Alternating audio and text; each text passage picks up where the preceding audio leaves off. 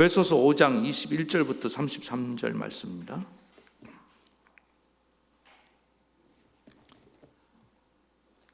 에베소서 5장 21절부터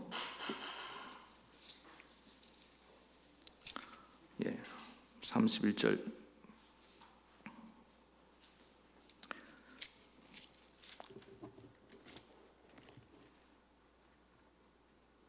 (33절까지) 22절부터 보겠습니다. 시작. 아내들이여 자기 남편에게 복종하기를 주께 하듯 하라. 이는 남편이 아내의 머리 됨이니 그리스도께서 교회의 머리 된 것 같으니 그가 바로 몸의 구주시니라. 그러므로 교회가 그리스도에게 하듯 아내들도 범사에 자기 남편에게 복종할지니라. 남편들아 아내 사랑하기를 그리스도께서 교회를 사랑하시고 그 교회를 위하여 자신을 주심같이 하라. 이는 곧 물로 씻어 말씀으로 깨끗하게 하사 거룩하게 하시고 자기 앞에 영광스러운 교회로 세우사 티나 주름 잡힌 것이나 이런 것들이 없이 거룩하고 흠이 없게 하려 하심이라. 이와 같이 남편들도 자기 아내 사랑하기를 자기 자신과 같이 할지니 자기 아내를 사랑하는 자는 자기를 사랑하는 것이라. 누구든지 언제나 자기 육체를 미워하지 않고 오직 양육하여 보호하기를 그리스도께서 교회에게 함과 같이 하나니 우리는 그의 몸의 지체임이라. 그러므로 사람이 부모를 떠나 그의 아내와 합하여 그 둘이 한 육체가 될지니 이 비밀이 크도다. 나는 그리스도와 교회에 대하여 말하노라. 그러나 너희도 각각 자기의 아내 사랑하기를 자신같이 하고 아내도 자기 남편을 존경하라. 아멘. 오늘 수예배 말씀, 오늘 에베소서 21번째 시간입니다. 남편에게 복종하고 아내를 사랑하라 제목으로 하나님 말씀 증거하겠습니다. 우리 옆에 분하고 인사하겠습니다. 행복한 가정 되시기 바랍니다. 인사하겠습니다. 우린 계속해서 그 새 사람이 된 성도들이 어떻게 삶을 살아야 되느냐, 이 삶의 원리를 살펴보고 있는데, 지난주에는 성령 충만하게 살아야 한다. 성령 충만한 삶은 한마디로 말하면 이 사도 바울이 강조하고 있는 것은 지혜로운 삶이다, 이렇게 말씀드렸습니다. 그래서 지혜가 충만한 성도는 경솔하게 행동하지 않고 매사에 신중하게, 특별히 하나님의 말씀에 대해서 분별력을 가지고 그렇게 신중하게 행동한다고 말씀드렸습니다. 그리고 우선순위가 명확합니다. 우선순위를 세우고 세월을 방탕하게 낭비하지 않고 중요한 일, 사명에 집중하며 살아간다. 그 다음 세 번째는 신세 한탄하거나 원망하거나 그렇게 하는 것이 아니라 항상 감사하며 찬송하는 삶을 산다. 그리고 마지막 이제 하나 덧붙여서 복종하는 삶을 산다, 이렇게 말씀드렸습니다. 오늘은 성령 충만하고 지혜로운 삶의 어떤 그 삶이 뭐냐면은 우리 인간관계에서 나타나는 첫 번째 모습이 서로 복종하는 모습이라는, 순종하는 모습이다, 이렇게 말할 수 있다는 것입니다. 그래서 오늘은 이 복종에 관한 적용 메시지라고 생각하시면 됩니다. 복종을 누구에게 합니까? 물론 우리가 하나님 앞에 복종을 해야겠지만은 우리가 인간관계 속에서는 사람한테 하는 거예요. 그래서 지금부터는 이제 적용 메시지, 구체적인 이제 실천 대상을 가지고 사도 바울이 좀 더 구체적으로 이제 어떻게 살아야 되는지를 말씀하고 있습니다. 신앙생활의 원리도 중요하지만은 어떻게 살아야 되냐, 구체적인 실천도 중요합니다. 그래서 총론이 있잖아요. 어떤 이론에서 총론이 있고 또 강론이 있습니다. 우리 한국교회가 어떤 이론에 이전에 좀 강했습니다. 총론이 강했어요. 그런데 강론에 약하다는 그런 얘기가 있습니다. 구체적으로 내 삶에 어떻게 적용해야 되느냐. 그래서 사도 바울의 서신서는 항상 원리가 앞부분에는 신앙생활에 우리 믿는 바, 원리에 대한 얘기고, 그 다음에 뒷부분은 구체적인 실천에 대한 얘기들을 다루고 있다는 것을 꼭 기억하시면서 우리 삶은 또 하나 말씀을 들었으면은 그래서 어떻게 적용할 것이냐. 사실 적용 부분은 각자가 다 다릅니다. 어떤 삶의 자리가 다르기 때문에 다르지만은 오늘 또 이 적용에도 어떤 중요한 원리가 있기 때문에 한번 살펴보는 시간 갖도록 하겠습니다. 우리가 이 신앙생활의 새로운 삶의 원리를 어디에서 적용할 것이냐. 여러분, 우리 관계에서 내가 만나는 대상 중에 제일 가까운 대상이 누굽니까? 가족이에요. 가정이라는 겁니다. 이 가정 안에서 1차적으로 내 새로운 삶의 원리들을 적용할 수 있어야 된다는 것입니다. 그래서 사람이 태어나면서 가장 먼저 경험하는 관계가 뭡니까? 가정이에요. 어린아이 같으면 갓난아이가 태어나서 부모님을 경험하고, 그리고 자라면서 형제를 경험하고, 그 다음에 또 뭐 결혼하면은 배우자를 통해서 관계를 경험하게 되는데, 그래서 가정에서 좋은 관계를 경험해야 됩니다. 가정 생활의 성공이 모든 인간관계의 출발이라는 것입니다. 지금도 생각보다 많은 사람들이 이 관계 어려움을 겪는 분들을 다 어디서부터 시작되느냐, 가정에서의 관계에 맺는 데서 문제가 있었기 때문에 그것이 파생되어서 인간관계에 다 드러나는 거예요. 이 가정 안에서 모든 관계가 다 거기서 기본적으로 세팅이 되는 거예요. 지금도 아이들 보세요. 가정에서 이 관계가 잘못되니까 학교에 와서 문제가 생기잖아요. 가정에서 나 혼자밖에 없어. 그러니까 맨날 그냥 받들어 모시다가 학교 가니까 아무도 시녀가 없잖아요. 다 하인이고 시녀였는데, 집에서 엄마 시녀, 아빠 하인, 할아버지 하인, 할머니 시녀, 또 외갓집에 할머니 할아버지. 그래서 중국에서 지금 이게 사회 문제가 될 정도로 한 명만 딱 나누니까 다 소황제라고 하잖아요. 소황제. 6 시녀를 거느리고 있는, 지금 말한 6명, 할아버지 할머니 또 이렇게 부모님. 그렇게 자기가 마치 왕처럼 지내다가 오늘 학교 가니까 다 왕들만 앉아 있어. 그러니까 이게 뭐 인간관계 되겠습니까? 근데 예전에는 어땠습니까? 여러 형제들 속에서 조직의 쓴맛을 보면서 거기서 사회관계를, 인간관계를 다 배웠단 말이에요. 질서도 배우고, 형한테 대들면 얻어 터지는구나. 자동적으로 이걸 다 배우고 학교에 왔는데, 이걸 학교에서 유치원 때부터 가르치려니까 선생님들이 좀 죽을 맛인 거예요. 뭐 하여튼 지금 현재 모습을 제가 이렇게 풍자해 봤습니다. 그런데 그래서 이 가정에서의 관계가 너무너무 중요한데, 중요한 것은 알지만 생각보다 쉽지가 않습니다. 일단은 사람이 없고, 형제도 없고, 경험할 수 있는 관계도 없고, 또 이전에 그 건강한 가정의 모습이 지금 다 깨져 있습니다. 핵가정화를 넘어서서 이제는 어떻습니까? 뭐 엄마 한 사람밖에 없고 아빠도 한 사람밖에 없고, 이런 과정에 살다 보니까 온전한 관계를 경험을 못하는 거예요. 그리고 더 큰 문제는 뭐냐면은, 약한 마귀가 이 가정을 내버려 두지 않습니다. 마귀는 이 인간의 최소의, 이게 제일 중요한 공동체인 가정을 타겟으로 해서 어쨌든 가정을 깨뜨리려고 온갖 오늘 계략을 꾸미고 또 속임수를 가지고 오늘 가정을 공격하고 있다는 사실을 여러분 기억하시기 바랍니다. 그러니까 가정이 깨지기 시작하면서 인간관계가 다 깨지는 거예요. 거기서 상처를 받고 불신을 가지고 어떤 이런 깨진 상태로 나오니까 이게 뭐 제대로 되겠습니까? 보세요. 태초에 그 아담과 하와의 가정도 보세요. 마귀에게 속아서 깨진 거 아닙니까? 지금도 많은 사람들이 이 아담과 하와의 전철을 밟고 있다는 것입니다. 그래서 가정의 중요성은 아무리 강조해도 지나치지 않는데, 가정은 어떤 종교든지 다 가정을 강조합니다. 그런데 우리가 이 특별히 기독교는 가정의 소중함을 너무나 중요하게 생각하고 강조하고 있는 줄 믿습니다. 가정을 지켜내고 깨어진 가정이 회복되고, 또 가정이 각자의 구성원들이 자기 역할을 충실하게 제대로 되찾고 감당하는 그런 일들이 일어나야 된다는 것입니다. 그래서 오늘부터 2주에 걸쳐서 사도 바울이 이 가정의 회복을 위해서, 가정의 관계가 바로 서는 위해서는 어떻게 해야 되는지를 잘 말씀해 주고 있는데, 이 가정의 관계의 핵심적인 뼈대는 2가지입니다. 하나는 부모와 자식 간의 관계, 맞습니까? 또 하나는 부부 관계입니다. 수직적인 관계와 수평적인 관계. 물론 이제 그 다음에 형제 관계도 있는데, 가장 핵심적인 관계, 중요한 관계는 부모와 자식, 그 다음에 부부 관계예요. 이 2가지 관계가 제일 중요하다는 것입니다. 그 중에도 뭐가 중요할까요? 자, 부모 자식 관계하고 부부 관계에서, 자, 그보다 이 둘 중에 더 중요한 것을 여러분 꼽으라고 한다면 뭐가 될 것 같아요? 네, 맞습니다. 부부 관계가 더 중요하다는 것입니다. 사실 이 거리로 따지면, 혈통적인 거리로 따지면 부모 자식이 더 가까워요. 부모 자식 관계는 일촌 관계잖아요. 그런데 부부 관계는 사실 부부가 되기 이전에는 거의 남남입니다. 물론 이제 가끔 근친 결혼을 해서 이제 뭐 사촌하고 결혼하는 그런 경우, 아브라함도 며느리를 그 사촌을 얻었잖아요. 그 이삭의 사촌 리브가 외가 쪽으로. 사촌 맞나? 팔촌인가? 갑자기 헷갈리려고 그러네요. 그런 경우들이 이제 있긴 있어요.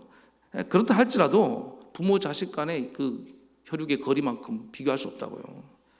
그리고 대부분 뭐 근친혼일 나라마다 금기시하잖아요. 뭐 유전적인 이유도 있고 해서 대부분 다 우리는 남하고 결혼한다고요.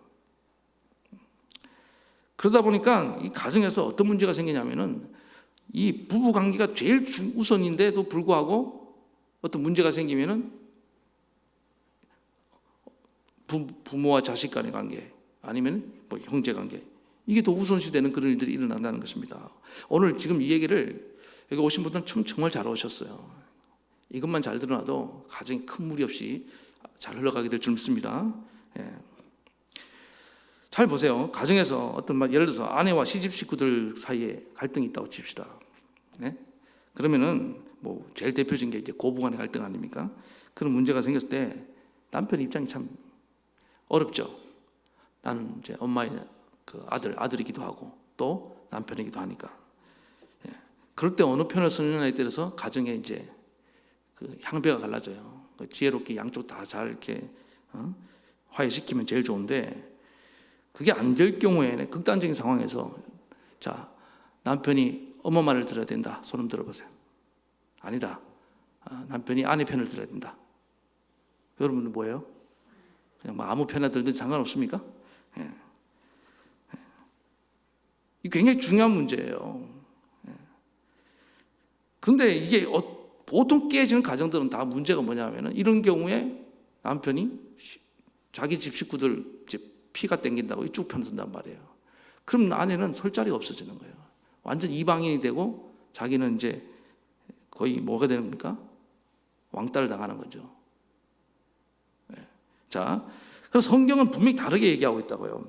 혈육의 거리는 부부가 멀어요. 촌수로 따지면 뭐 보이지도 않아요. 그러나 부부관계는 다른 어떤 혈육관계보다 우선한다. 이걸 성경이 강조하고 있습니다. 왜 그러냐? 제가 이걸 성경적으로 풀어드릴 테니까 잘 보세요. 창세기 2장 24절에 보니까 이러므로 남자가 부모를 떠나 그 아내와 합하여 둘이 한 몸을 이룰지니라. 오늘 본문에도 바울이 똑같이 이 말씀을 인용하면서 31절 봅시다. 그러므로 사람이 부모를 떠나 그의 아내와 합하여 그 둘이 뭐가 될지니라? 한 육체가 될지니. 그러니까 잘 보세요. 시점으로 과거에는 부모 자식 가까웠어요. 그러나 시간이 지나서 결혼할 때는 이제 부부 관계가 제일 가까워지는 거예요. 왜? 이제 한 몸이 되니까. 이해하셨죠? 부모를 떠났다니까요. 그럼 누가 지금 현재는 결혼하는 내 배우자가 제일 가까운 사이예요. 어느 정도로? 한 몸, 하나다는 거예요. 이해하시겠습니까? 이거 지금 제가 이걸 해석하면서도 이렇게 해석하는 사람은 제가 아직 목사님 설교를 못 들어봤어요. 부모를 떠나서 그 다음에 배우자랑 만나서 한 몸이 되는 거예요. 제일 가까운 사이가 된다는 거예요. 어느 정도로? 하나가 된다는 거예요. 그래서 부부는 결혼을 통해서 하나예요. 한 몸이에요. 아멘? 이게 중요하다는 것입니다. 그래서 부모와 거리와 비교할 수 없는 거예요. 아내가 나고 내가 아내예요. 남편과 아내는 하나라고요.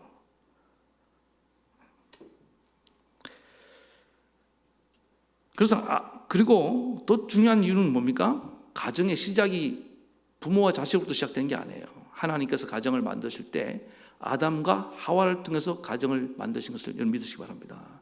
가정의 시작이 부부였어요. 이 정도면 충분히 왜 부부관계가 다른 가족 구성과의 어떤 관계보다 우선시 되어야 되고 중요한지 아시겠죠? 이게 성경적인 원리라고요. 그래서 자녀도 아담의 아들 이름이 뭐죠? 왜 갑자기 생각이 안 날까요? 여러분 가인이죠. 가인과 아벨 그 다음 셋이 나왔잖아요. 걔들이 아담과 하와가 없으면 나왔어요 안 나왔어요? 자녀도 안 나와요. 그러니까 부모 자식도 언제부터 생겼습니까? 부부가 있고 생겨난 거예요. 그래서 부모님 없으면 자녀가 없는 거예요. 이제 이해하시겠죠? 그러니까 성경은 항상 뭐부터 출발하냐? 부모부터 출발하잖아요. 부부에서부터 시작된다고요. 이게 가정의 출발의 시작이라는 것입니다. 이게 하나님이 그렇게 만드셨다는 거예요. 이걸 모르니까 가정의 질서가 안 잡히는 거예요. 오늘 여러분의 가정의 질서가 잡히게 될 줄 믿습니다. 가정의 우선순위는 부모가 아닙니다. 자녀가 아닙니다. 누구예요? 부부입니다. 자, 한번 따라서 가정의 우선순위는 부부다. 이걸 가정 세미나로 해야 되는데 다 부부도 앉혀놓고 한번 다시 한번 나중에 한번 합시다. 해갖고 형제는 더더욱 아니에요. 그 형제가 왜 끼어드냐고요. 부부라는 사실. 제가 아는 어떤 선배 목사님이 외아들입니다. 홀어머니 모시고 계셨어요. 아버님 일찍 돌아가셨습니다. 그러니까 이 아들한테, 어머니한테 아들이 그냥 남편 같은 존재, 아들이기도 하지만은 남편 같은 그런 존재였습니다.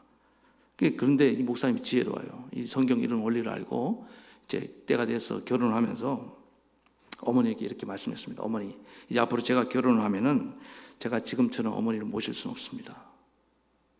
제가 물론 최선을 다해서 어머니께 효도하겠지만은 그래도 저는 이제부터는 제 아내가 우선이고 내 가정이 우선입니다. 딱 그랬다는 거예요. 굉장히 서운할 만도 하죠. 그런데 이 어머니가 더 훌륭해요. 아들아, 당연하지. 그랬다는 거예요. 나중에 이게 시어머니들한테 시키려고 나중에 어머니들한테 아들아, 당연하지. 이렇게 딱 정리해 놓으니까 그 다음에 어떤 미묘한 애매한 문제가 생겨도 별 문제가 안 되더라는 거예요. 그 다음에 이제 자녀도 마찬가지입니다. 자녀 교육을 위해서 그래서 부부 관계를 포기하면서까지 자녀 교육에 너무 집중하는 것은 이건 지혜롭지 못한 거예요. 그건 큰 가정을 위협에 빠뜨릴 수가 있는 것입니다. 그래서 한때 뭐 자녀 교육 시킨다고 뭐 유학 보내고 또 혼자 애들만 보내는 건 그래도 괜찮아요. 뭐 한쪽이 따라가죠. 아내가 따라가고 거기서 뭐 뒷바라지 한다 그러고 남편은 죽으라고 일만 하고 돈만 보내고 무슨 아빠? 기력이 아빠. 그래서 다행히 또 합쳐지면 괜찮은데 이게 잘하는 게 아니라는 거예요. 그렇게 희생해서 자녀가 교육받아서 잘 됐다고 칩시다. 그럼 그 자녀가 나중에 결혼할 때 무슨 생각하겠어요? 나도 내 새끼 나중에 유학 보내고 이렇게 살아야 되나? 그러니까 뭘 보여주는 거냐? 행복한 결혼 생활을 보여주지 못했잖아요. 그걸 몰라요. 그러니까 부부는 떨어지는 게 아니에요. 성경에 기도할 이유 외에는 떨어지지 말라고 했던 이유가 그거예요. 물론 특별한 사명 때문에 그런 경우도 있을 수 있겠지만은, 그래서 그 다음 또 마찬가지인데 부부는 다른 어떤 사회적 관계보다 우선합니다. 가끔 일 때문에 뭐 부부 관계 이렇게 떨어지는 경우도 있는데 이것도 마찬가지입니다. 또 제한적으로 사용해야지 이거를 뭐 잘못 그냥 뭐 일이 중요하다고 경제가 중요하다고 그렇게 했다가는 조금 가난하고 덜 먹고 같이 사는 게 훨씬 더 중요한 점 있습니다.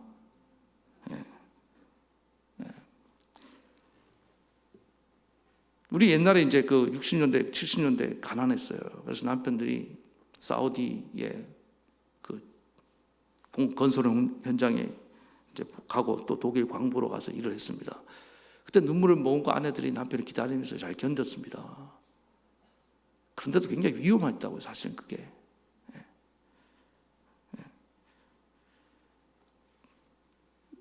가정을 지키기 위해서 그렇게 한 거죠. 가정을 살리기 위해서 남편들이 희생하면서 그렇게 한 건데, 저도 이제 한 1년 정도 이제 결혼하고 난 뒤에 떨어진 적이 있었습니다. 학교 공부도 해야 되고 또 먹여 살리려고 사역을 해야 되니까 안 되겠더라고요.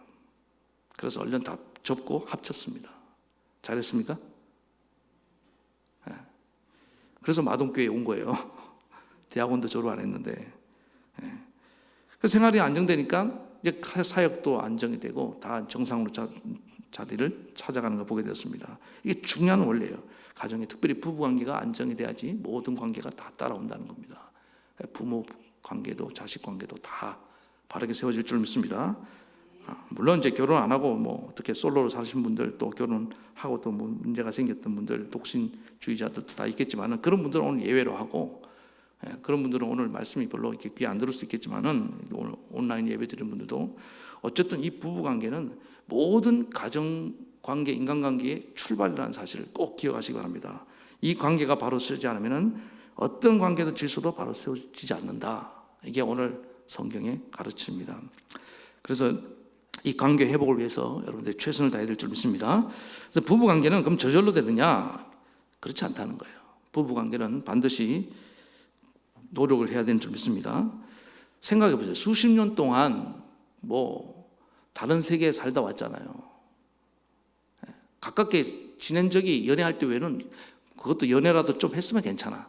대부분 옛날 분들은 그냥 선 보고 부모님이 다 약속해갖고 어느 날 갑자기 결혼시켜버리는데 얼마나 어색하고 낯설고 이게 뭐 안 맞는 거 투성이죠.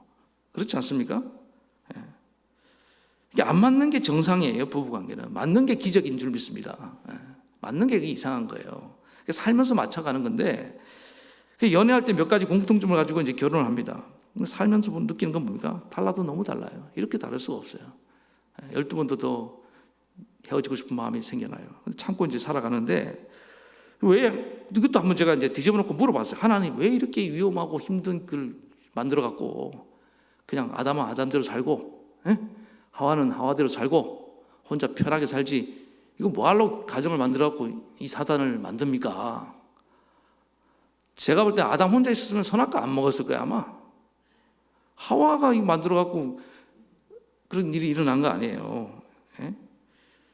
그런데 우리는 이걸 알아야 됩니다. 부부관계를 통해 오는 하나님이 주신 축복과 거기에 어떤 기쁨과 어떤 즐거움, 또 거기에 어떤 행복과 사랑과 만족과 평안과 거기에 누릴 수 있는 가치들이 아름다움이 어마어마한 줄 믿습니다.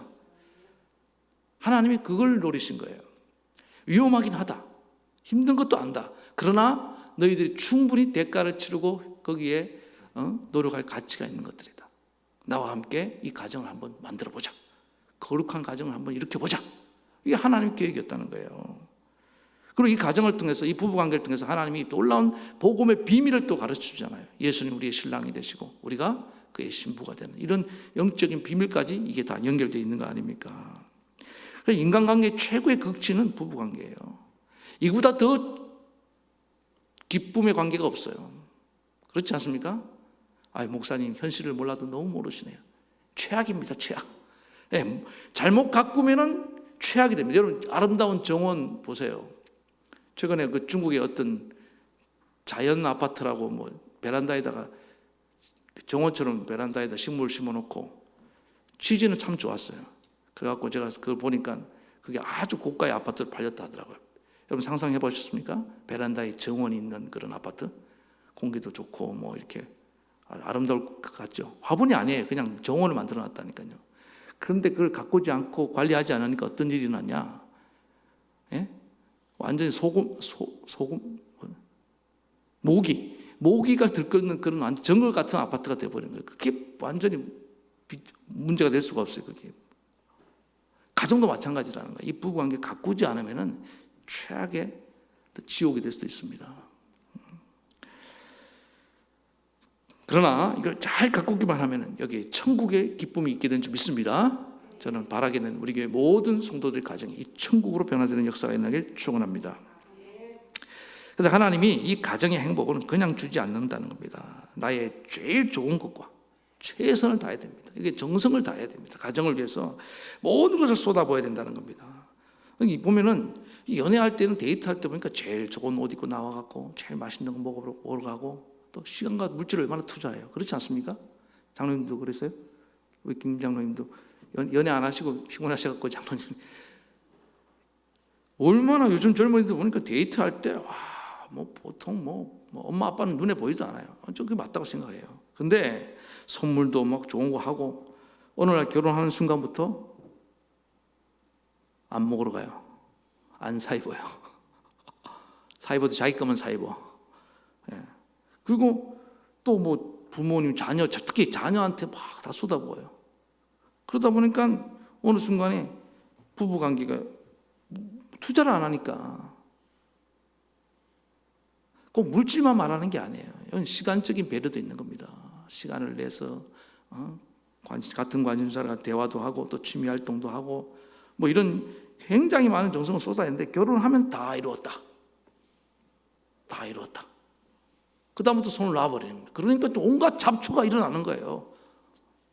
제가 이제 몇 주 후에 이제 결혼 주례를 할 텐데 제가 할 얘기가 정말 많은데 다 할 수는 없고 오늘 이 방송을 꼭 들으라고 제가 얘기하려고 내가 하고 싶은 얘기 많이 있으니까. 근데 여러분 우리 예수 믿는 사람의 강점이 그거예요. 부부관계에 있어서 신앙생활만 같이 해도 어떻습니까? 공통으로 같이 할 수 있는 게 너무 많아요. 예배 드리고 뭐 이렇게 모임하면서 신앙생활만 같이 해도 사실은 따로 뭐 취미 활동이라든지 뭐 대화 안 해도 너무 이게 같이 할 게 많아요. 감사하시기 바랍니다. 그래서 여러분들 불신 가정들 위해서 기도하고 도와주셔야 됩니다. 남편, 아내 불신 전도할 수 있도록. 예? 왜냐하면은 사랑이라는 건 뭐냐? 부부 관계는 시간이, 모든 관계는 시간에 비례합니다.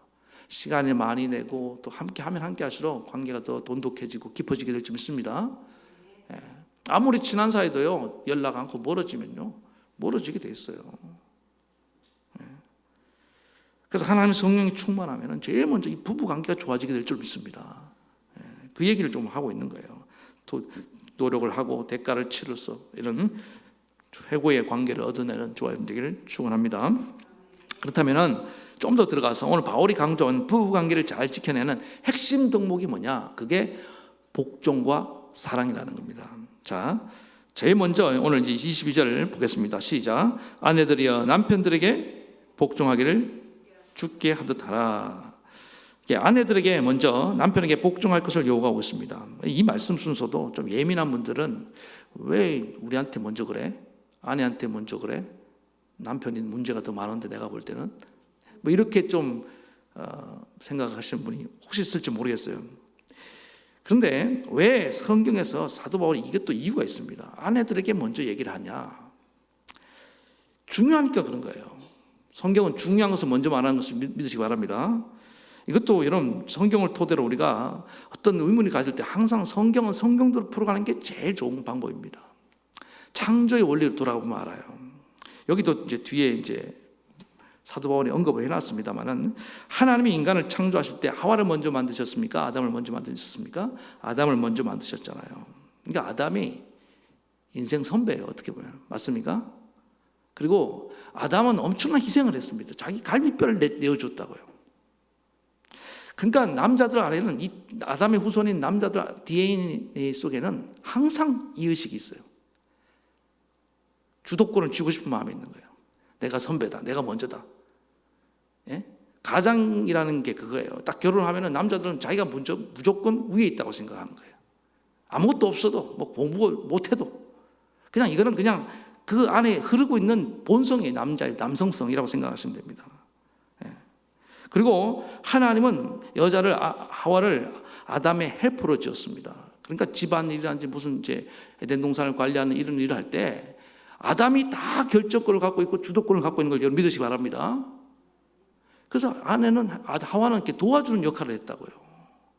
그게 하나님이 창조하셨던 가정의 모습이었습니다. 그래서 이걸 오늘 바울이 23절에 이는 남편이 아내의 머리가 됨이니 그리스도께서 교회의 머리가 됨과 같음이니라. 그가 바로 몸의 구주시니라. 그러니까 남자들에게는 뭐가 있어요? 이 머리식이 있는 거예요, 남편은. 그러니까 아내들이 남자 밟고 올라가서 머리가 되려고 그러면 남자들은 본능적으로 온몸으로 거부 반응을 일으키는 거예요. 있을 수가 없는. 내가 지금 뭐 실직을 당하고 뭐 돈을 못 벌고 상관없어요. 내가 인물이 못나고 우리 집안이 안 되고 아무 상관이 없어요. 그냥 나는 남자라는 존재 자체로 나는 뭐예요? 가장이라는 자존심이 있다고요. 이게. 이해하시겠습니까? 우리 남편이 왜 쥐뿔도 없으면서 저럴까? 아시겠죠? 그럼 아담의 후손이기 때문에 그런 거예요. 이걸 이해해야 돼. 이걸 받아들여야 됩니다. 네. 그래서 남학생들 보면요. 학교 들어가면 얘들이 남중, 남고 이런 데 가면은 이제 2차 성징이 일어나면서 사춘기 지나면서 이제 남성성이 생겨나잖아요. 그럼 뭐부터 하는지 압니까? 걔들이 거기서 서열 정리부터 하는 거예요. 네. 왜? 이것 때문에 그런 거예요. 이 본능 때문에. 주도권을 쥐겠다는 거예요. 주도권 싸움. 남자들이 제일 많이 하는 얘기가 정치 얘기도 권력. 이 남자들 항상 권력 지향적이고 그런 것에 대한 이게 흐르고 있다고요. 이게 옳으냐 그러냐의 문제가 아니라 그게 하나님 만드신 어떤 남성성의 한 일부분인 것을 말씀드리는 것입니다. 남자들은 수컷 본능이 우두머리 기질이 있는 거예요. 본능적으로 그걸 가지고 태어났다는 것입니다. 그래서 결혼을 하면서 가정을 이루면은 특별히 남자들은 뭐냐면 내가 이 집에 뭐다? 가장이다. 가장이다. 이걸 존중받기, 인정받기 원하는 겁니다. 내 말에 복종해 주기를 원하는 거예요. 그러니까 하나님이 그걸 아시는 거예요. 나는 이미 뭡니까? 갈비뼈를 빼주었고 결혼한 것만으로 해도 나는 이미 뭐예요? 예? 이 가정의 리더가 됐다는 거예요. 그 권위와 그 희생이 깔려 있는 겁니다. 아무것도 안 했어도 그냥 한 거야. 자기는 한 거라고 그렇게 믿고 생각하고 있는 거예요. 그 실제로 우리 전통적인 결혼에서 그런 말이 있잖아요. 결혼하면 남자들은 집을 마련하고 여자들은 뭐 이렇게 살림 가져두고 갖고 오고, 그리고 남자들이 가정을 먹여 살리는 게 보편화되어 있잖아요. 지금이야 뭐 맞벌이가 보편화되어 있지만은, 예? 그런 어떤 가정의 권위의식이 이게 깔려 있다고요. 그래서 이런 것을 바탕으로 해서 사도 바울이 얘기하는 건 인간관계에 있어서 아내들이 먼저 남자들이 이미 전제를 깔고 있기 때문에 남편에게 뭐하나? 복종하고 나아가야 된다. 그리고 여기 다 보면요, 그 다음에 인간관계, 자녀들, 부모와 자식 관계에서도 자녀들에게 먼저 부모에게 복종하라. 그 다음에 주인과 종, 상전과 하인 관계에서도 종들에게 먼저 말을 하고 있어요. 이거 다 보면 공통점이 뭐냐면요, 아내, 그 다음에 자녀, 종 다 뭡니까? 은혜를 입은 자예요. 아내는 무슨 은혜를 입었습니까? 남편에게 은혜를 입은 거예요. 자식도 뭐예요? 부모에게 날 낳아줬으니까 은혜를 입은 거고, 종은 뭐예요? 나를 고용해 줬잖아요. 은혜를 입은 거예요. 1차적인, 그래서 그들에게 먼저 은혜를 받은 너희가 먼저 뭐 해야 된다? 복종해야 된다는 겁니다. 이 권위가 당당하게 인정받는 사회에서는 이게 별 문제가 없습니다. 그런데 물론 어떤 사회는 이 권위가 너무 이제 강화돼서 권위주의로 변질된 사회가 있었죠. 뭐 조선시대 같은 경우에 남존여비 사상이 너무 짙게 돼서 아예 여자들을 또 무시하는 그런 경향이 있어서 문제가 됐지 않습니까? 그래서 지금 많이 이렇게 또 변화가 일어났는데, 예. 근데 오늘 또 반대로 오늘날 어떤 그 여자들의 인권과 평등의 요구가 높아지면서 탈권위화 사회라 소위 말하면 이 시대가 탈권위화 사회인데, 그렇게 되다 보니까 현재 남자들이 갖고 있는 권위에 대한 인식이라는 것이 굉장히 지금 바닥으로 떨어져 있습니다. 내가 가장인 가장인데 껍데기만 가장이야. 내가 가장으로 인정받는다는 느낌이 드는 남편들 별로 없을걸요. 지금 한번 설문조사 우리 교회 한번 해볼까요? 과연 나는 남편으로 대접받고 있다, 인정받고 있다, 우리 아내는 복종한다. 물론 반대도 한번 같이 조사할 수 있겠지만은, 예. 그래서 뭐 결혼하면 맨날 주도권 싸우려고 잡으려고 그런 얘기를 하는데, 그 안에 오늘 말한 것처럼 우리 아담의 DNA가 흐르고 있다는 사실을 여러분 다시 한번 기억하시기 바랍니다. 그래서 지금 저는 이제 그 얘기를 하고 싶은 거예요. 남자들이 과거에 비하면은 사회적 분위기도 그렇고 또 현실적으로도 기가 많이 죽어 있습니다. 여러분, 우리 아내들, 남편들이 기가 좀 살기를 원하십니까? 남편이 주도권을 가지고 좀 남자답게 가정을 이끌어가고 좀 멋있는 남편 되기를 원합니까? 그런데 이 시대가 그걸 좀 가로막고 있는 경향도 있다고요. 그리고 더 큰 문제는 뭐냐면은 아내들이 별로 인정을 안 해줘요. 복종을 안 해요. 누가 내 남편의 길을 살려주겠습니까? 예? 남의 아내가? 안 되잖아요. 누가? 아내들 대답해서 누가? 바로 접니다. 그렇잖아요. 내가 길을 살려줘야 되는 겁니다. 그래서 남편 가정을 인정하고 그 권위에 복종해야 되는 거예요. 어느 정도로 24절 보겠습니다. 교회가 그리스도에게 하듯 아내들도 범사에 자기 남편에게 복종하라. 이게 죽게 하더라. 그러니까 주님이라고 생각하고 복종해야 된다는 겁니다. 주인하고. 이렇게 말하면 너무 가부장적 이전 시대로 되돌아간다고 생각하는데 그게 안 그래. 아내들이 남편을 예수님처럼 생각하고 받들어야 된다는 거예요. 저는 이제 그 생각이 들어요. 오늘날 아내들이, 믿는 아내들이 남편을 이 반만 해도 좀 다 전도할 수 있다고 저는 믿습니다. 제가 가서 한번 같이 살아봐야겠어요. 사실은 남편들의 얘기를 들어보면 알아요. 거의 전도되는 많은 분들이 공통점이 뭐냐면은 정말 남편을 주님께 하듯 잘 순종하고 섬깁니다. 그러다가 감동을 받고 전도돼요. 여러분, 남자들은 참 신기합니다.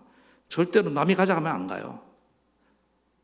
그래서 주도권을 갖고 자기 스스로 온다고 느낌 가졌을 때 옵니다. 그래서 이 남자들 전도가 힘든 거예요. 가자 해서 절대 안 와. 잘 안 와. 그런데 어떻게 자기가 깨달은 것처럼 해서 예수님 참 좋은 것 같네 이렇게 해서 스스로 오게 만들어야 된다니. 그럼 온다니까요.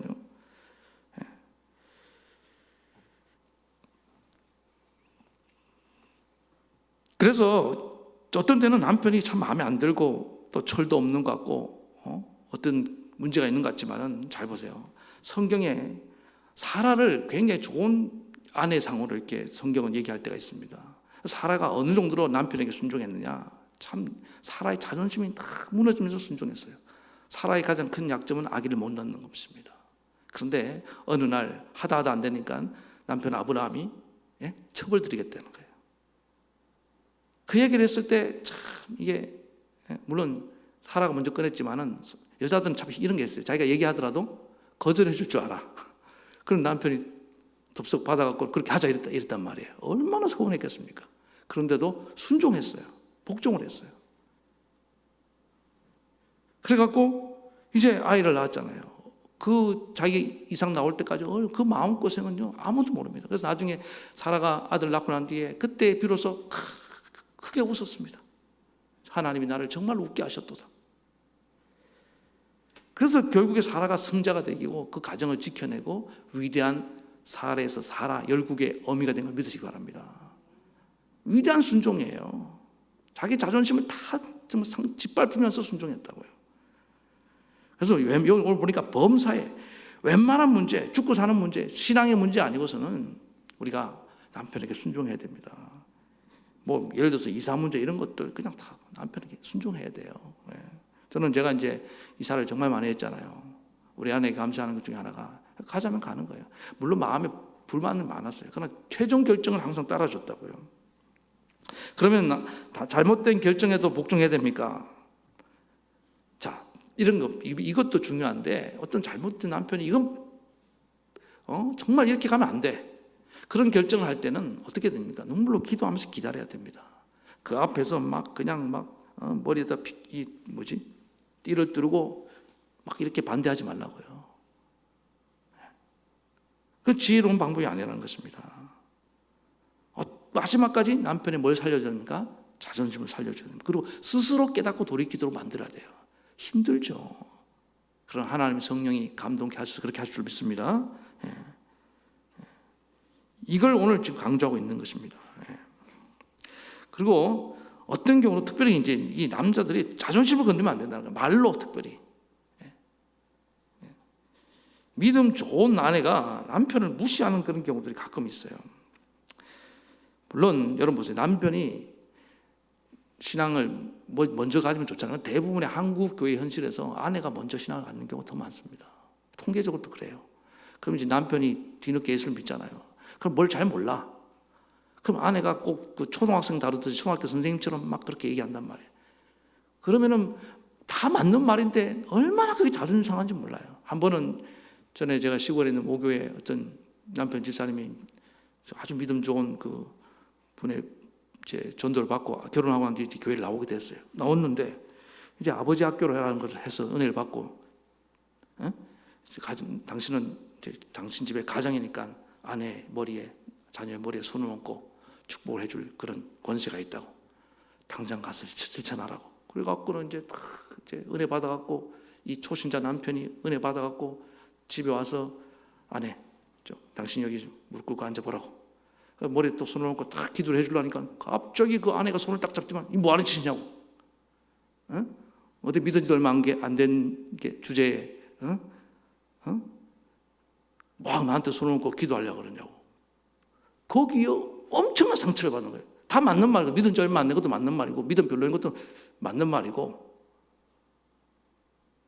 제가 너무 디테일한 얘기를 하지만은 이런 비슷한 일들이 일어나서 남자들이 입이 무거워서 말을 안 해요.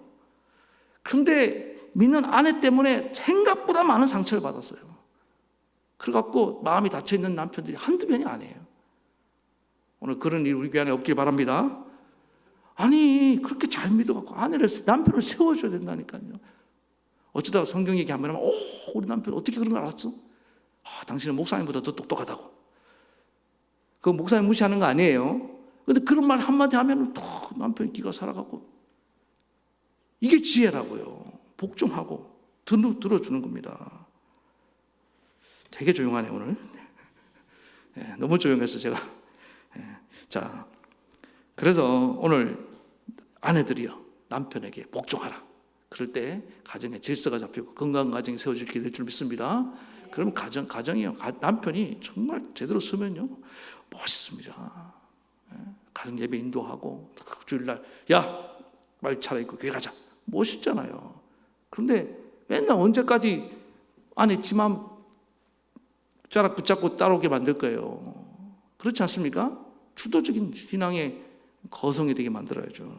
아내의 역할이 달려있는 줄 믿습니다. 그 다음 두 번째는 뭐냐, 남편에 대해서는 얘기를 합니다. 남편들아, 아내 사랑하기를 그리스도가 교회를 사랑한 같이 하라. 자, 여기서 그리스도가 예수님이 교회를 사랑하신 것처럼 남편들에게도 중요한 책임이 어떤 책임이 있는 겁니다. 사랑의 책임이 있습니다. 지금 아내들이 마음이 다 메말라 버렸어요.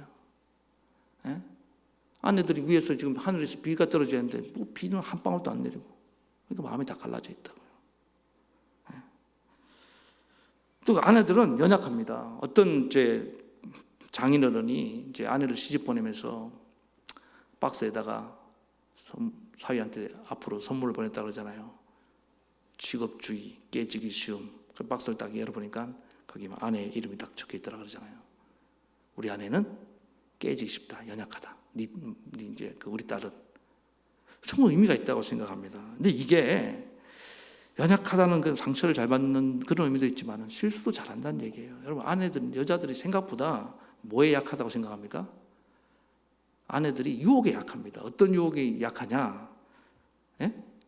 하와를 보면 딱 나와 있어요. 이렇게 모함직한 거 이런 걸 못 견뎌요. 그래서 아내들은 반짝반짝 빛나는 걸 좋아하잖아요. 뭐 다이아몬드 이런 거, 보석, 하여튼 이런 거 물건들 좋아하는데, 그리고 아내들이 생각보다 이 하와도 마찬가지예요. 잘 속아. 그런 실수, 남자들은요 머리가 좋아갖고 잘 안 속아요. 그러니까 이런 실수를 함에도 불구하고 남편은 뭐 해야 된다? 덮어주고 사랑해야 된다는 거예요. 사랑은 허물을 덮어주는 것인 줄 믿습니다.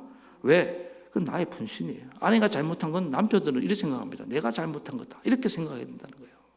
내 실수예요. 저는 아담이 다른 건 몰라도 이거 하나는 잘했다고 생각합니다.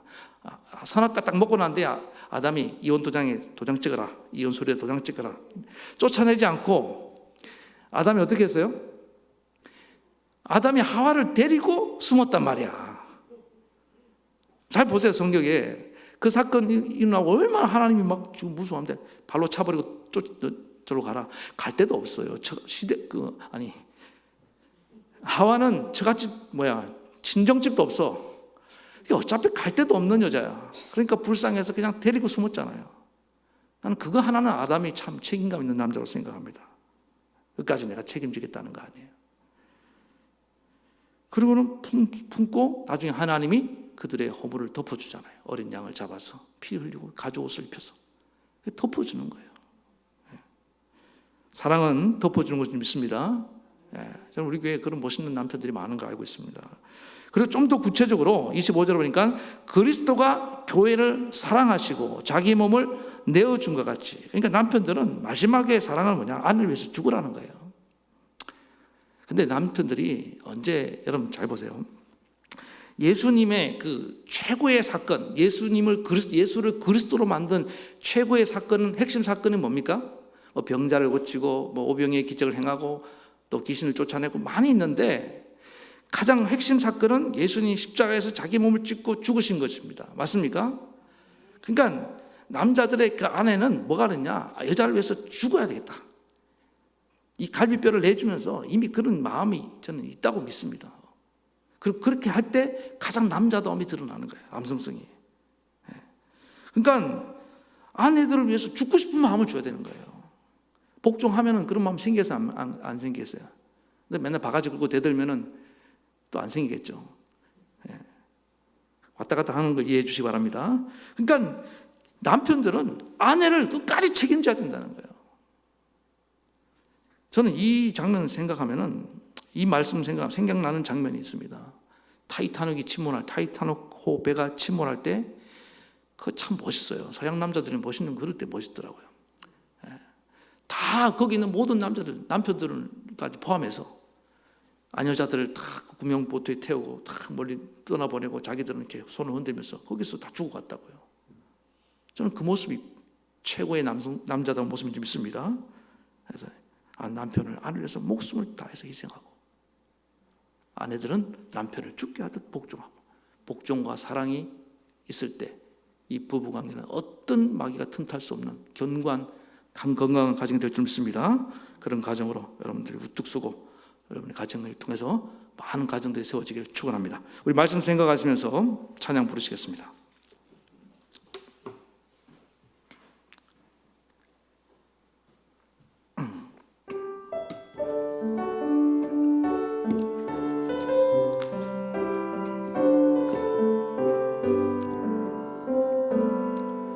보혈을 지나 하나님 품으로, 보혈을 지나 아버지 품으로, 보혈을 지나 하나님 품으로 한 걸음씩 나가네. 한 번 더. 보혈을 지나, 보혈을 지나 하나님 품으로, 보혈을 지나 아버지 품으로, 보혈을 지나 하나님 품으로 한 걸음씩 나가. 존귀한 주보혈, 존귀한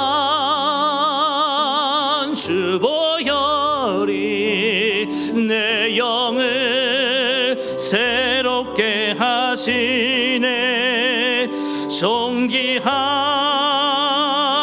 주보혈이 내 영을 새롭게 한. 우리 존귀한 주보혈 한 번 더. 존귀한 주보혈 내 가정, 내 가정 새롭게 하시네. 존귀한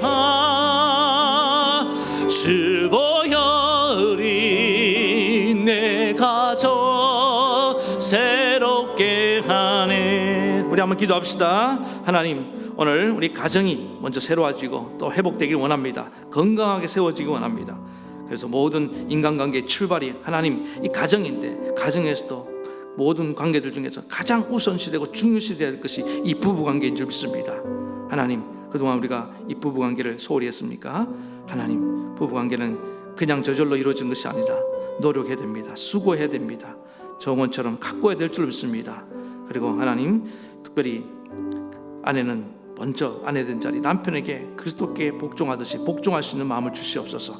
가정의 질서를 지켜야 됩니다. 아무리 평등도 좋지만 질서 안에서 또 이 권위가 세워진 상황에서 이런 평등도 이루어져야 될 줄로 믿습니다. 하나님, 우리 가정의 질서가 세워질 수 있도록, 남편의 권위가 세워질 수 있도록 하나님 먼저 내가 이 복종의 본을 보이길 원합니다.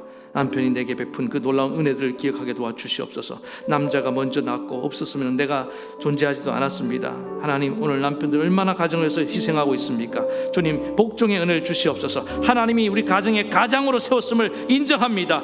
그동안 내가 하나님 복종하지 못했음을 회개합니다. 주님 존중하고 복종하고 인정하고 나아갈 수 있도록 은혜 베풀어 주시옵소서. 남편의 자존심을 함부로 건드렸던 것을 용서해 주시옵소서. 주님, 그리고 남편들, 아내들을 예수님이 그리스도가 교회를 사랑한 것처럼 정말 덮어주고 희생하면서 사랑해야 되는데 하나님 그렇지 못했음을 또 회개합니다. 주님, 오늘 우리 남자들에게도 희생할 때 가장 남자답고 그때 정말 하나님 멋진 모습이 된다는 것을 기억하고 우리 가정이 세워진다는 것을 알고 주님, 오늘 이런 모습을 회복할 수 있도록 은혜 베풀어 달라고 오늘 이 시간에 복종과 사랑으로 우리의 무너진 가정들을 일으켜 주시옵소서. 이런 마음으로 합심으로 기도하며 나가시겠습니다. 하나님 아버지, 이 시간에 간절히 기도합니다. 주님, 오늘 우리가 그리스도 안에서 새 사람이 되었는데 새 사람의 삶의 원리를 실천할 수 있는 대상, 첫 번째 대상이 어디입니까? 가장 가까운 가정인 줄 믿습니다. 이 가정에서부터 아버지 하나님 새로운 삶이 일어나야 될 줄로 믿습니다. 성령의 능력으로 아버지 하나님 우리의 가정들이 회복되고 우리의 가정들이 건강해질 수 있도록 가정 안에 깨어진 관계들이 가정 다 회복될 수 있도록 은혜 베풀어 주시옵소서. 주여 가정 안에서 건강한 관계를 경험할 수 있도록 은혜 베풀어 주시옵소서. 가정에서의 가장 우선되는 관계는 부모 자식 간의 관계도 아니고 형제 관계도 아니고 부부 관계인 줄 믿습니다. 아담과 하와로부터 가정이 시작되었습니다. 아버지 하나님 이 부부 관계는 한 몸이 된 줄 믿습니다. 부모를 떠나 하나가 되었습니다. 둘은 남이 아니고 하나입니다. 한 몸입니다. 주님 이 가정에 은혜를 베풀어 주시고 부부 관계에 은혜를 베풀어 주시옵소서. 아버지 하나님 그래서 아버지 이 부부 관계는 저절로 이루어지지 않습니다. 아버지 하나님 정원처럼 가꾸어야 되는 줄로 믿습니다. 많은 부부들이 결혼 이후에 결혼 이전에는 그렇게 수고하고 노력했는데 결혼하고 난 뒤에는 그냥 방치해버립니다. 내버려둡니다. 저절로 흘러가는 줄 압니다. 그렇지 않습니다. 대가를 치르고 아버지 가장 귀한 것으로 가장 좋은 곳으로 서로를 섬기고 아버지 하나님 이렇게 갖고 갈 수 있도록 은혜 베풀어 주시옵소서. 오 하나님의 가정 안에 최고의 기쁨이 있고 거기에 하나님 즐거움이 있고 사랑이 있고 하나님 거기에 놀라운 아버지 하나님 만족이 있고 아버지 하나님 행복이 있는 줄 믿습니다. 그러나 가정을 가꾸지 아니하면은 그 가정은 정말 이 세상의 가장 큰 지옥으로 참혹한 지옥이 되어버린다는 사실을 알게 도와주시옵소서. 하나님은 모험을 하셨습니다. 아버지 남자와 여자가 따로 살게 하지 아니하고 가정이라는 이런 모험을 통하여 이런 놀라운 천국을 맛보게 하신 줄로 믿습니다. 하나님 아내는 남편을 하여 복종함으로 하여금 교회가 그리스도께 복종하듯이 남편의 권위를 존중하게 도와주시옵소서. 오늘 이 시대의 가정의 질서가 무너지고 있습니다. 남편의 권위가 떨어지고 있습니다. 아버지 하나님 평등과 아버지 하나님 그런 인권을 포장해서 오늘날 아버지 하나님 잘못된 이런 평등 사상으로 말미암아 오늘 아버지 하나님 남자들이 지금 아버지 하나님 정말 이 기가 죽어 있는 상황입니다. 누가 내 남편의 길을 살려주고 누가 내 남편을 아버지 하나님 이렇게 존중하고 높여주겠습니까? 내 아내가 이 아내인 내가 해야 될 줄로 믿습니다. 그렇습니다. 하나님 내가 아내입니다. 내가 우리 남편을 존중하고 내가 인정하고 내가 그의 권위에 복종하겠습니다. 아버지 하나님 오늘 내게 이 복종의 마음을 주시옵소서. 주여 성령으로 오시옵소서. 하나님 아버지 그래서 믿지 않는 남편들도 나의 순종함으로 나의 복종함으로 거룩해 되고 주께로 돌아오는 놀라운 은혜 역사가 나타나기를 원합니다. 주여 우리 아내들 자에게 이 복종하는 마음을 허락해 주시옵소서. 남편의 권위를 세워주는 지혜를 허락해 주시옵소서. 그리고 아버지 하나님 남편은 그리스도를 닮아 교회를 사랑하듯이 그 연약함을 알고 아버지 하나님 늘 그 허물을 덮어줘야 되는 줄 믿습니다. 아버지 하나님 따뜻한 말로 위로해야 되는 줄로 믿습니다. 아버지 하나님 가정을 생각해서 아버지 하나님 날마다 희생하며 나아가야 되는 줄 믿습니다. 아버지 하나님 그리스도가 몸을 찢고 피 흘려 주신 것처럼 우리 남편들이 아버지 하나님 아내를 위해서 자기 목숨도 아까워하지 않고 바칠 수 있는 그런 아버지 하나님 마음으로 무장할 수 있도록 은혜 베풀어 주시옵소서. 그래서 우리의 가정이 다시금 회복되고 든든히 서갈 수 있도록 주님께서 역사해 주시옵소서. 감사하고 예수님의 이름으로 기도하옵나이다. 하나님 아버지 새 삶의 원리가 제일 먼저 가정에서 이루어져야 되고 하나님 가정에서의 제일 중요한 관계는 부부관계인 줄 믿습니다. 가정이 부부로부터 시작됐음을 알게 도와주시고 부부는 한 몸인 것을 알게 도와주시고 부부관계는 저절로 이루어지지 않는 것을 알고 날마다 아버지 하나님 그냥 내버려 두는 것이 아니라 정원처럼 정말 최고의 좋은 곳으로 정성을 다해서 대가를 치르고 갖고 가는 믿음의 정도를 되게 도와주시옵소서. 가꾸지 않으면 지옥을 맛보지만은 잘 가꾸면 천국을 맛보게 될 줄로 믿습니다. 아버지 하나님 그래서 아내들은 남편에게 그리스도께 복종하듯 복종하는 마음을 주시기 원합니다. 이 시대의 가정의 질서와 권위가 다 실추되고 추락하고 있습니다. 하나님 남편들이 기가 다 죽어 있습니다. 누가 우리 남편의 길을 살려주고 우리 누가 남편의 권위를 세워주겠습니까? 아내인 내가 해야 될 줄로 믿습니다. 절대적으로 순종하는 마음을 허락해 주시옵고 또 남편들도 정말 연약한 아내들 깨지기 쉬운 아내들 그 연약함을 알고 감싸고 덮어주고 정말 그리스도가 자기 몸을 내어준 것처럼 아내를 위해서 목숨까지 바칠 수 있는 그런 우리 남편들 되어서 하나님 이 시대에 무너진 가정이 다 회복되고 또 우리 가정이 든든히 서갈 수 있도록 도와주시옵소서. 우리 그리스도인 가정을 통하여 세상 사람들이 가정들이 아버지 모델로 삼고 따라올 수 있도록 주님께서 은혜 베풀어 주시옵소서. 가정의 회복의 역사가 우리 교회로부터 시작할 수 있도록 주님 은혜 베풀어 주시옵소서. 또 할아버지 하나님, 코로나19로 어려움당하는 가정들 있습니까? 주님 불쌍히 여기시고 어려움당하는 부부들에게 주님 오늘 이 말씀을 통하여 저들 다시금 마음을 새롭게 할 수 있도록 붙잡아 주시옵소서. 부부가 하나가 되면은 이기지 못할 시련이 없는 줄로 믿습니다. 어떤 어렵경도 이겨내고 나갈 줄로 믿습니다. 어떤 어려움 가운데 있든지 결코 떨어지지 않도록 주님께서 저들의 마음과 몸을 주장해 주시옵소서. 우리 하나님께서 축복 복내려 주시기를 원하오며 우리 주 예수님 이름으로 간절히 기도하옵나이다. 아멘. 이제는 우리 주 예수 그리스도의 크신 은혜와 하나님 아버지의 만극하신 사랑하심과 성령의 감동 감화 교통 위로 역사하심이 오늘 한 몸 이룬 부부가 또 정말 아내는 남편에게 절대적으로 복종하고 또 남편도 아내를 정말 이렇게 그리스도가 교회를 사랑하듯 사랑하면서 건강하고 거룩하고 행복한 가정을 이루가기를 원하는 모든 성도들 머리 위에 저들의 가정 위에 자녀 위에 생업 위에 이 나라 이 민족 위에까지 영원토록 함께하옵시기를 간절히 축원하옵나이다. 아멘.